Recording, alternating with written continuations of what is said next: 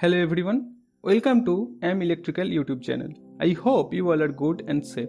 Today in this video we will discuss about the phasor diagram second part, that is about the full load phasor diagram, and we will analyze every point regarding this topic. Every concept on this topic will be cleared, so try to concentrate on the words whatever I am going to tell you now.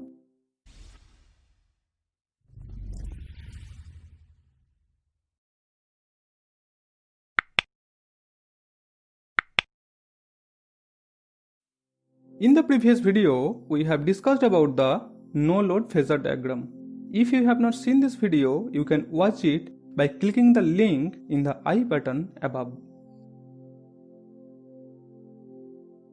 I strongly suggest you to see the previous video, otherwise you will not be able to understand so many things without the previous video. So watch the previous video before this video. Now we will discuss about full load phasor diagram. Here the secondary load is connected.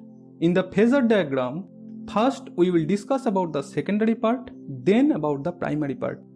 Now one question may come to your mind that in practical case, first we are giving the supply at primary.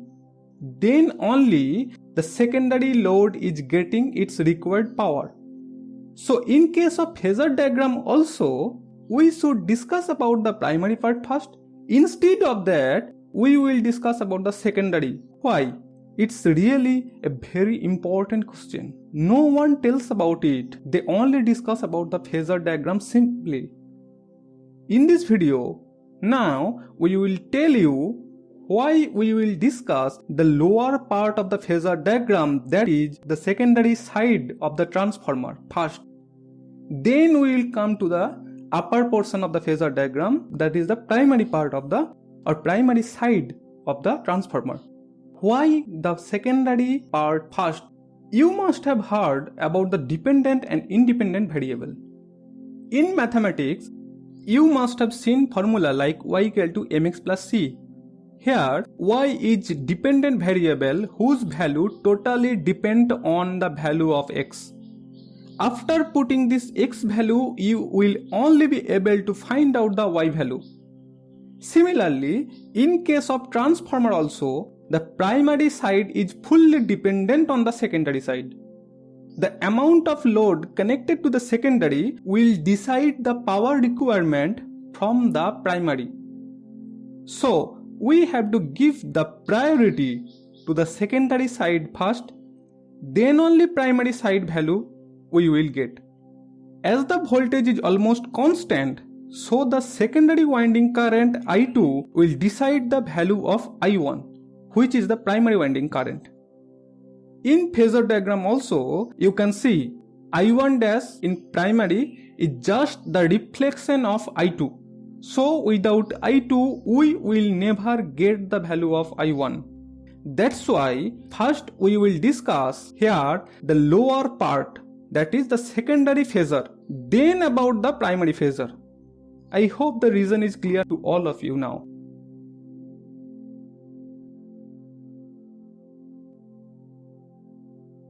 See here, E1, E2 are lagging the phi m or phi. We already know about it from the previous video.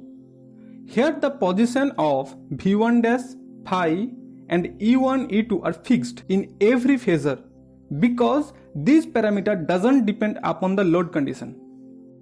Now, as the load is connected, there will be some load voltage V2. Here, as the load is lagging in nature, so I2 will lag the voltage V2 by an angle theta 2.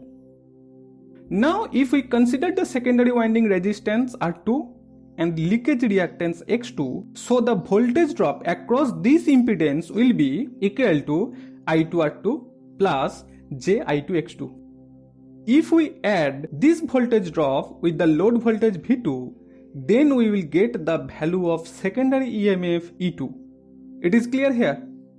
Here, the I2R2 will be in same phase with I2, and J2X2, the inductive voltage drop will lead this I2R2. Here also a very important question may arise. The question is, for which logic this reactance drop Ji2X2 will lead this I2R2 drop. Because someone asked me that when we think about the inductor, then lagging word comes to our mind first. Here what is happening? Really, it's a confusing question. Now you think and try to find out the reason. I will give the answer at the last of this video. Here, phi L2 is the secondary leakage flux and it is in same phase with I2. Here, I2 is only responsible to produce phi L2 and phi L2 is limited to only at the secondary winding. It has no effect on the primary side. It is same like the no load condition where phi L1 was in same phase with the no load current I0 because there I0 was responsible to produce phi L1. Here this phi L2 will induce some leakage EMF called EX2. Here also the reason for which E1 and E2 are lagging the mutual flux phi M or phi, for the same reason here EX2 is lagging this phi L2. Here we are comparing with one another because if you understand one logic, your maximum idea regarding this phasor diagram will be cleared. Here E2 and leakage reactance drop both are same in magnitude but only of opposite direction. Now coming to the primary side, here total primary current is I1 which consists of two components I0 and I1 dash. It is clear here, you can see.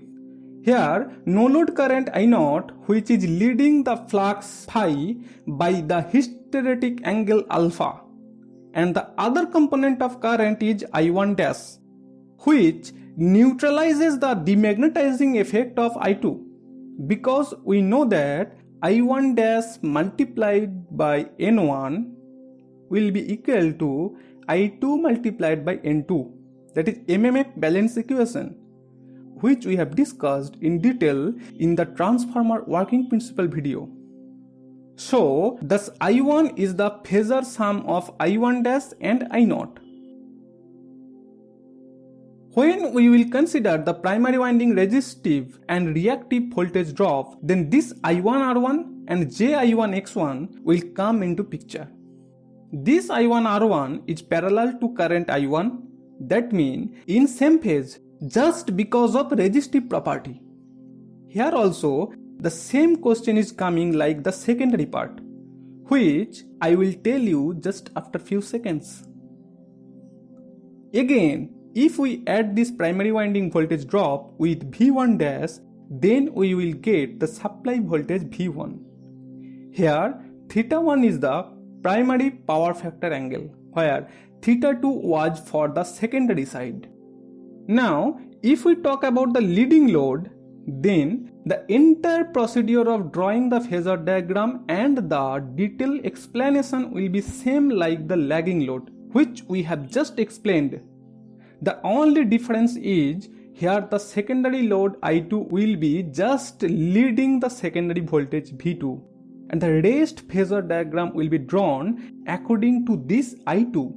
That means according to this I2 you have to take the reflection I1 dash in the primary side, just it in its opposite direction, then you have to make a phasor sum of I0 and I1 dash, you will get I1 primary winding current. In this way you have to make the phasor diagram for the leading load. Process is same, exactly same as the lagging, only you have to put your knowledge which you have learned just before few seconds in the lagging load phasor diagram.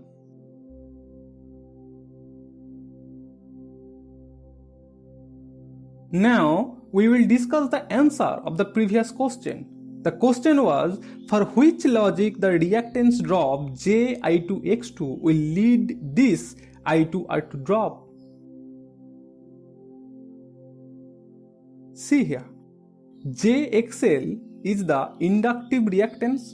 I hope you must have read it in network subject, where minus JXE is the representation of capacitive reactance. So it is clear that here JX2 is the inductive reactance and Ji2X2 is the inductive reactance drop.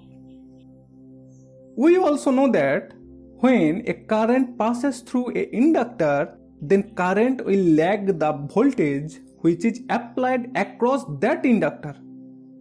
Here Ji2X2 is the reactance voltage drop. So here current I2 will lag this voltage drop Ji2X2. Now look at the phasor diagram. Here I2 and I2R2 both are in same phase. So we can put them in this way.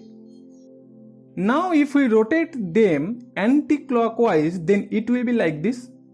Now from here it is clear that I2 is lagging the inductive voltage Ji2X2 by an angle 90 degree or pi by 2. Otherwise, we can say that the voltage is leading the current by the same 90 degree angle. This is the actual logical representation. I hope each and every points and doubts are clear now. This is up to today's video. I hope your concept is clear now. Please inform us by doing a comment whether your doubt is clear or not. Watch the full lecture series one by one to get a full subject knowledge. You can re-watch this video for more clarity. Till if you have any doubt regarding this topic or any other topic related to electrical engineering, then drop your doubt in the comment section below.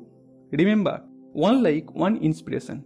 If you have learned something new in this video, then hit the like button and subscribe the channel.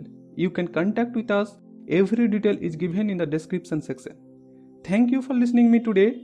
We will meet soon with a new interesting topic. Till then, take care, be safe, goodbye.